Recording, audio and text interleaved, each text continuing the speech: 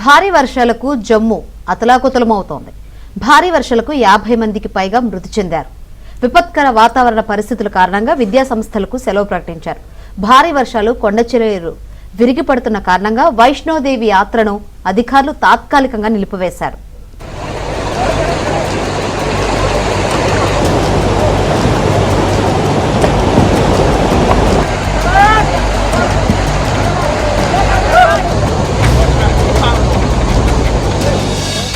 జమ్మూ కాశ్మీర్ ను భారీ వర్షాలు కుదిపేస్తున్నాయి. గత 2 రోజులుగా కురుస్తున్న వర్షాలతో ఆకస్మిక వరదల కారణంగా ఇప్పటి వరకు 50 మందికి పైగా మృతి చెందినట్లు తెలుస్తోంది. కత్రాలోని ప్రముఖ పుణ్యక్షేత్రమైన వైష్ణోదేవి ఆలయానికి వెళ్లే మార్గంలో కొండచర్యలు విరిగిపడటంతో 34 మంది ప్రాణాలు కోల్పోగా వారిలో 18 మంది మృతదేహాలను వెలికితీసి జమ్మూలోని మెడికల్ కళాశాలకు తరలించారు. వారిని పంజాబ్, ఢిల్లీ, రాజస్థాన్, మధ్యప్రదేశ్, ఉత్తరప్రదేశ్ కు చెందిన యాత్రికులుగా గుర్తించారు.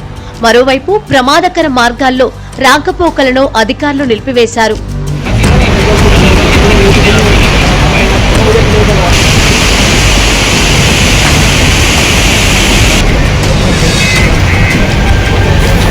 భారీ వర్షాలు, కొండచర్యలు విరిగిపడుతున్న కారణంగా వైష్ణోదేవి యాత్రను అధికారులు తాత్కాలికంగా నిలిపివేశారు.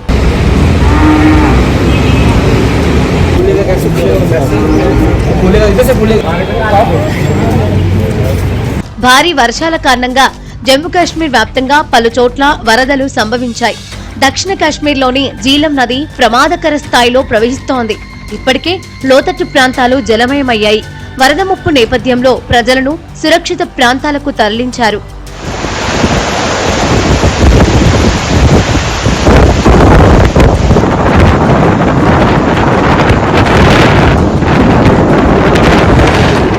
జమ్మూ కాశ్మీర్లో కుండపోత వర్షాలతో వచ్చిన ఆకస్మిక వరదలు భారీ నష్టాన్ని మిగిల్చాయి. తావి, రావి, చినాబ్, ఉజ్ నదులు ఉప్పొంగి వంతెనలు, రహదారులను ధ్వంసం చేశాయి. పలు ప్రాంతాల్లో ఇళ్లు ఇంకా జలదిగ్బంధంలో ఉన్నాయి.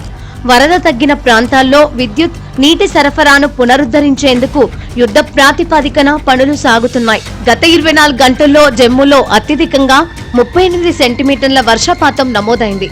1910 నుంచి ఇదే అత్యధికమని వాతావరణ శాఖ తెలిపింది.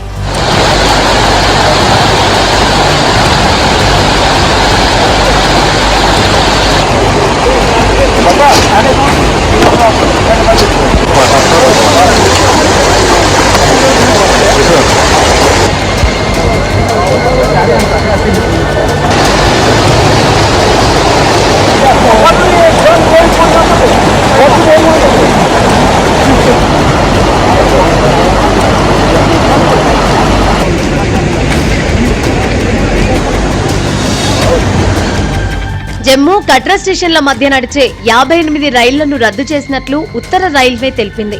64 రైళ్ల గమ్యస్థానాలను కుదించింది. వరద ప్రభావిత ప్రాంతాల్లో జమ్మూ కాశ్మీర్ ముఖ్యమంత్రి ఒమర్ అబ్దుల్లా పర్యటించారు. సహాయక చర్యలను వేగవంతం చేయాలని అధికారులను ఆదేశించారు.